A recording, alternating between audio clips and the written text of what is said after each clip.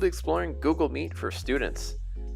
It's a website and an app that can be used for video conferencing. Before we get started, don't forget to subscribe and hit that bell to enable notifications for our channel by clicking our logo during the video. Also, leave us a comment or check out our related videos by clicking the pop-up cards in the upper right hand corner.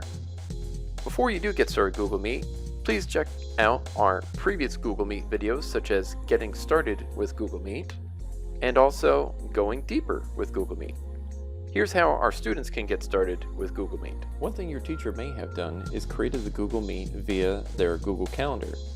But in order to make that Meet code, they can just hit Add Conferencing and then select Hangouts Meet.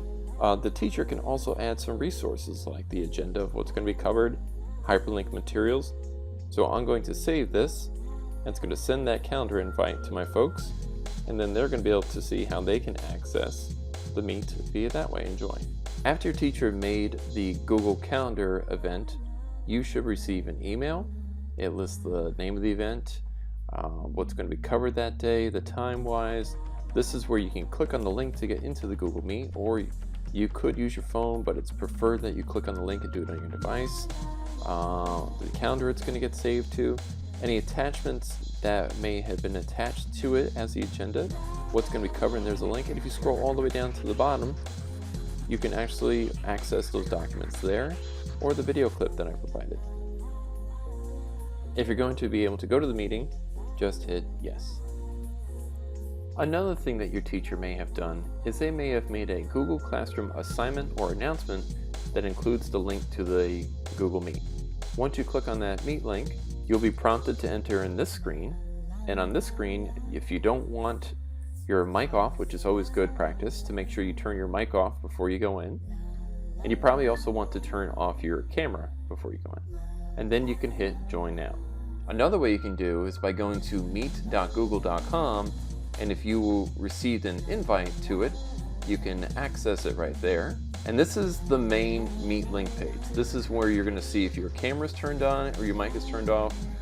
I would recommend as a student, always make sure that you turn off your mic before you go into the meeting, and always make sure you turn off your camera, and then your default Google profile picture will show up. Once you have all those set up, you want to hit Join Now. If by chance you were invited to the Google Meet and you don't have access to a computer, you can also join with your phone, but we prefer that you join with your G.Ori account. All you got to do is ask your teacher to share the phone number and code with you. So I'm on my phone right now, and I'm going to put this on so we can hear it. I'm going to call in the number. Welcome to Hangouts Meet. Enter the meeting pin followed by the pound key. Thank you. You are joining a call with one other person. And now you can see that my phone number is in the bottom. The teacher can now see.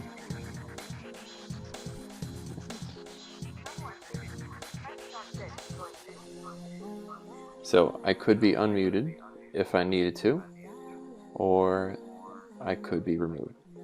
As an attendee, I could see that there were some attachments. I could hit my paperclip option here, and I could see the link for it. This would take me back to the video, and this was the document for some virtual meeting tips and tricks that I could use for students. You can always make sure that the captions are turned on, and what that will do is that will take the words that you are saying and turn them on, but you need to make sure your mic is on first. And when your mic is on, it will translate these on for you. If you need them translated to another language, you can right click and go to Translate, and you can pick another option that you want. Change your languages. If you are at one point you need to present your screen, you would just hit Present Now. And you can present your entire screen. This would allow for everyone else to see what is on your screen, but you should only do this if the teacher is asking you to do it at that time.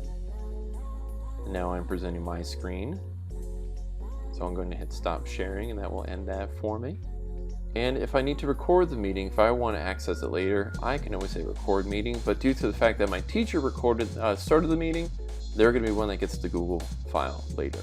If you have a question for your teacher, use the chat box off to the side, and you can also add in some documents that you need to or links.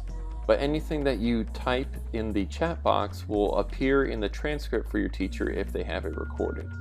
You can see what other people are in the meeting right now, and right now it's just me. And if I need to click off of that, it will go away. If you have the Google Meet extension for grid view, you can see other people's images on there. And if you need to turn your mic back on or off, you can just hit that. If you need your webcam back on or off, you can just hit that, and that will turn that right back on for you. And that is basically the Google Meet in a nutshell as a student. When you are all done, make sure you hit the red phone to